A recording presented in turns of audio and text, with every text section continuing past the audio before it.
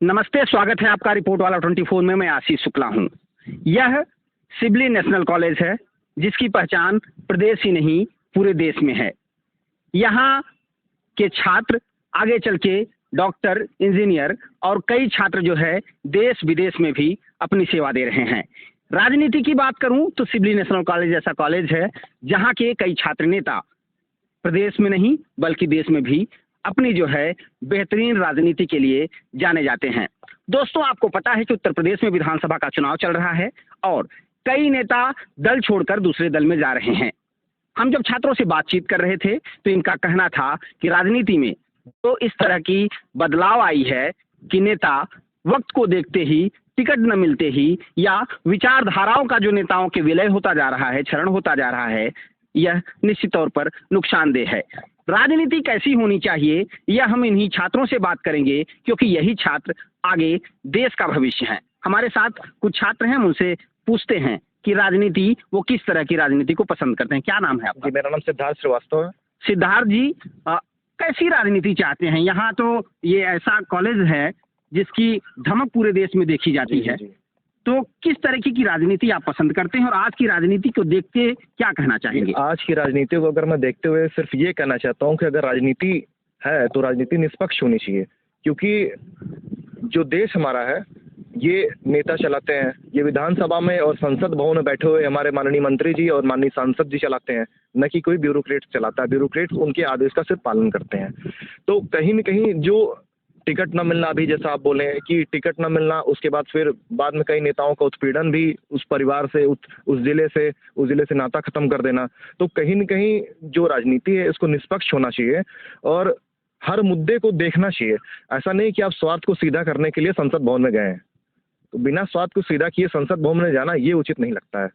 जिस तरीके से विचारधारा की राजनीति को सर्वप्रथम रखा जाता है, कोई भी राजनीति छात्र जीवन से ही जब उभार शुरू होता है तभी आप राजनीति करें चाहे न करें, लेकिन आपको कुछ न कुछ विचारधाराएं जो है वो स्वीकार्य होने लगती हैं।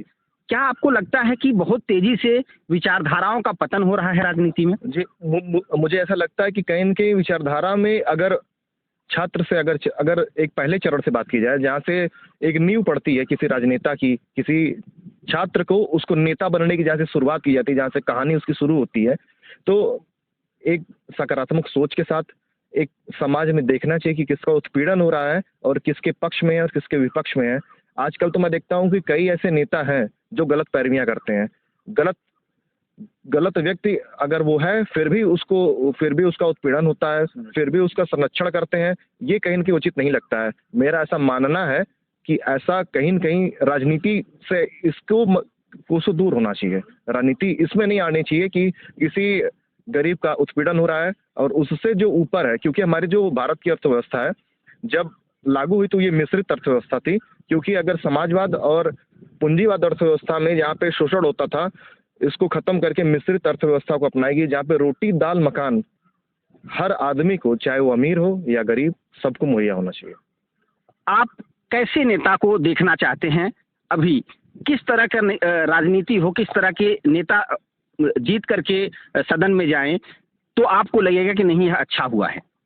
मैं ऐसे नेता का चुनाव करूंगा जो समाज हित में कार्य करे, जो गलत तरीके से किसी को उत्पीड़न न करे और हर मुद्दे को समानता से उठाए। और अभी मेरी कुछ ही देर पहले अभी बात हुई थी भैया से, अभी ये बोल रहे थे कि जो पुरानी पेंशन बहाली है, जो पेंशन है कुछ बुजुर्गों की बंद हो जाती है स्टेट गवर्नमेंट में, लेकिन विधानसभा के जो पूर्व विधायक है उनकी पेंशन चालू रहती है। तो यहाँ पे समानता का हमारा हनन हो रहा है। आर्टिकल 15 के यहाँ पे हनन हो रहा है, क्योंकि समानता का अधिकार भारत के हर एक व्यक्ति को है और ये 1940 से लागू है। तो कहीं न कहीं हमको इस बात को देखना चाहिए और इस नेता को भी देखना चाहिए कि अगर उस व्यक्ति का जो गरीब है, जिसका परिवार उस पेंशन से चल रहा है, उनसे ज़्यादा ही गरीब होगा, क्योंकि वो उनको वोट दे करके आगे बढ़ाया है। अगर वही वोट का वो पैसा इस्तेमाल करने लगे तो ये कहीं न कहीं उचित नहीं होगा। आपका क्या नाम है और आपसे हम जानना चाहेंगे कि नेता कैसा होना चाहिए? देखिए, हमारा नाम अमान शेख है, युवा नेता समाजवादी पार्टी का। देखिए, जैसा आपने पूछा कि नेता कैसा होना चाहिए, तो मैं सबसे पहले यही कहूँगा कि नेता वो होना चाहिए जो इस उत्तर प्रदेश को एक सही रास्ते पर ले जाने का काम करे। इस उत्तर प्रदेश के जो पिछले सालों में बेरोजगारी हुई है, पिछले सालों में रोजगार नहीं मिला है, ये तमाम ऐसी चीज़ों को देखते हुए वो नेता हो, वो कुर्सी पर आके बैठे जो एक एक लोगों के अंदर के फीलिंग को, अंदर के डेवलपमेंट्स को और उसके अंदर के हर चीज़ों को सोच समझ कर आगे बढ़ाने का काम करें। नेताओं का जो दल बदल है चुनाव से ठीक पहले, ये विचारधाराओं को पूरी तरीके से ताक पर रख करके तेजी से स्लिप मार करके दूसरी पार्टियों में जाते हैं, टिकट लेकर के फिर दूसरे दल में फिर से बड़े पदों पर पहुंच जाते हैं। ये आपको क्या लगता है, ये इस राजनीति में किस तरह का बदलाव होना चाहिए?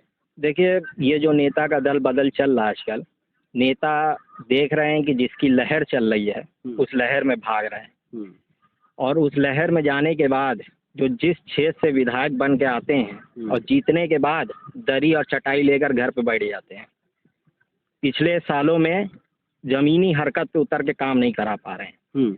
नेता यही है कि दल बदल कर वो दूसरी पार्टी में भाग रहे हैं। अभी आप कल ही परसों देखे होंगे कि कांग्रेस पार्टी का 35 साल से नेता जो बीजेपी में चला गया। अब ऐसे नेताओं से क्या उम्मीद रखते हैं जो 35 साल में कांग्रेस पार्टी से लड़ता हुआ चुनाव आकर और बीजेपी में चला जाए? तो आप ऐसी उम्मीद क्या रख सकते हैं? उम्मीद आप उस पर रखिए जो एक पार्टी से खड़ा होकर और एक पार्टी को मजबूत करे, एक कड़ी दिशा पर ले जाने का काम करे। आप ऐसे नेताओं को नेता मानिए। आपका कहना ये है कि नेता जो है वो अडिग होना चाहिए, वो एक विचारधारा के साथ रहे जो लंबे समय तक उस विचारधारा को आगे ले जाए। क्या नाम है आपका? और मैं आपसे ये जानना चाहूँगा कि सामाजिक समीकरण के बल पे जो नेता चुनाव जीत जाते हैं, जी, आप एक जाति बिरादरी के वोट से सालों तक वो राजनीति कर रहे हैं, 35 साल 40 साल से चुनाव जीत रहे हैं, लेकिन जातीय समीकरण के आधार तो बनाकर चुनाव जीतते हैं, लेकिन आम जनता के लिए वो कुछ नहीं करते हैं। जनता को कैसे सोचना चाहिए, इस जातीय समीकरण के वर्चस्व को कैसे जो है डिगाया जा सकता है? जैसे कि पहले तो बता दूं कि आपके चैनल के माध्यम से मैं अपनी बात रखना चाहता हूं, जैसे कि पहले की राजनीति और अब की राजनीति में बहुत ज़्यादा बदलाव हो गया। पहले के जो नेता होते थे, जो हमारी बातों को मजबूती से सदन में उठाने का काम करते थे, वो एक विचारधारा से निकलते थे और किसी आंदोलन से निकलते थे, किसी यूनिवर्सिटी से निकलते थे। लेकिन आज ऐसा नहीं रहा। आज वो किसी जात से निकलते हैं, किसी धर्म से निकल रहे हैं, निकल करके वो राजनीति में अपने आप को स्थापित कर रहे हैं। तो कहीं ना कहीं ये गलत है। बहुत अच्छी बात कर रहे हैं, बहुत ही अच्छी बात, बड़ी अच्छी लाइन उन्होंने कहा कि पहले के जो नेता निकलते थे वो छात्र जीवन से निकलते थे और तमाम अलग अलग जगहों से निकलते थे। अब नेतागिरी की शुरुआत ही जो है वो कहीं ना कहीं जातिवाद संप्रदायवाद से ही होती है। बहुत अच्छी बात है, बोले आप। जैसे और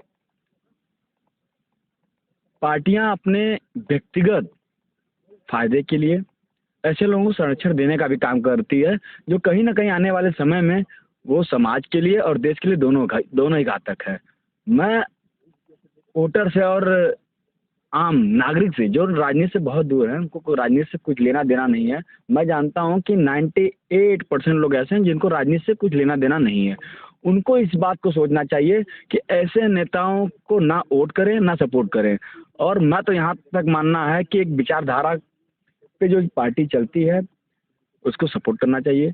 अगर वो नहीं हो पाता है तो कहीं ना कहीं व्यक्ति को देखना चाहिए कि जो व्यक्ति चुनाव में है, मैदान में है, वो क्या कर सकता है, कहाँ से निकला है, उसकी एजुकेशन क्या है, हमारी लड़ाई किस स्तर पे पहले लड़ा है और आगे लड़ेगा, ये देख के हमें वोट करना चाहिए। कितना समय लगेगा, जिस तरीके की आप राजनीति भविष्य में सोचते हैं, अभी आपको लग रहा है कि वो सफर तय करने में उत्तर प्रदेश को या देश को कितना लंबा समय लग सकता है? जैसे किसी भी देश का भविष्य तो युवा ही होता है जी। जैसे मैं बताना चाहूँगा कि जब अहंकारी रावण का वध करना था तो राम जी ने वध किया था, वो भी एक युवा थे। और जब कंस का वध करना था तो श्री कृष्ण भगवान ने वध किया था, वो भी युवा थे। और जब देश की आज़ादी की बात आई थी तो भगत सिंह और चंद्रशेखर आजाद जैसे लोग शहीद हुए थे, वो भी युवा थे। तो ये बदलाव युवा ही करेगा। और मैं जैसी राजनीति सामने देखने को मिल रही है, मुझे लगता है बहुत ज़्यादा समय तक ये जातिवाद का खेल नहीं चलने वाला है। युवा इस चीज़ को समझ रहा है और इस सब चीज़ों से दूर होने चाह रहा है। आप युवाओं से क्या अपील करेंगे, प्रदेश भर के या देश भर के युवाओं से, क्योंकि यह ऐसा कॉलेज है जो लगातार इतिहास बनाता रहा है, क्या अपील करना चाहेंगे कि छात्रों को इस बड़े बदलाव के लिए क्या कदम उठाना चाहिए? सबसे पहले तो हमें ये देखना चाहिए कि जो हमारे प्रतिनिधित्व करने के लिए हमारे पास आते हैं उनका चयन हमें करना है। हम जातिवाद, धर्मवाद से उठ करके वोट करने का काम करेंगे तो निश्चित ही ये बदलाव देखने को मिल जाएगा। जब अपने चुने हुए लोग ही दल छोड़ करके चले जाते हैं, वो कल तक आपके साथ होते हैं, आपकी विचारधारा के साथ होते हैं, आपके संरक्षण के साथ होते हैं, और एक झटके में राजनीति को, आपकी विचारधारा को लात मार करके निकल जाते हैं, कितना बुरा लगता है एक छात्र को, कितना खराब लगता है। जाहिर सी बात है कि हम लोग उनकी जिस विचारधारा को लेकर के हमारे पास आए थे, उस विचारधारा पे हमने उनको चुनने का काम किया, और उस विचारधारा को जब लात मार के जाते हैं तो कहीं ना कहीं तकलीफ होती है। ये अपने व्यक्तिगत फायदे के लिए, ऐसे मैं सभी नेताओं को तो इस कटघरे में नहीं खड़ा कर सकता, लेकिन कुछ चंद लोगों के लिए बदनाम हैं, कुछ चंद लोगों की वजह से बदनामी झेलनी पड़ती है। तो पार्टी को भी इस चीज़ पे विचार करना चाहिए कि जिसको वो संरक्षण दे रहे हैं, जिसको आप टिकट दे रहे हैं, उनके बारे में पार्टी को भी विचार करना चाहिए।